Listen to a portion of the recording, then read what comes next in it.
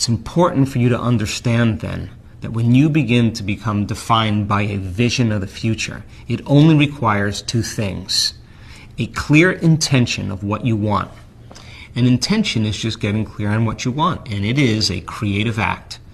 And when you begin to ask an open-ended question like, what do I want in my life? Do I want health? Do I want wealth? Do I want freedom? Do I want joy? Do I want great relationships? What do I want? When you start asking that open-ended question, you turn on your frontal lobe. That part of your brain that is the creative center, that is the CEO, the boss, the symphony leader. And that part of your brain has connections to all other parts of the brain. It begins to select different networks of neurons when you ask that question, from knowledge that you've learned neurologically or experiences that you've had. And it begins to seamlessly piece them together in a new way. And when you make your brain fire in a new way, all of a sudden, when it fires in tandem, you get a picture in your mind, and that's called intention. Now, to the passionate person who comes out of their resting state and they can hold that image in their mind, the thought in their mind literally becomes the experience. And the end product of an experience is called an emotion.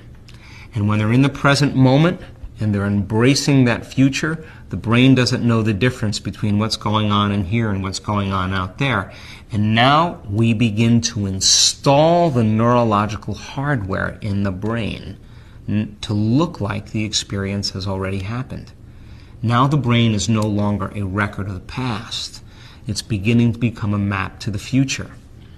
And when they feel the emotions of enthusiasm and theos, filled with God, inspired, grateful, thankful, appreciative, in love with life, a joy for existence, the moment they feel that emotion, that elevated emotion, their body as the unconscious mind does not know the difference between the experience that's going on in their outer world and the experience that's going on in their inner world. Their body's believing it's in that future reality in the present moment.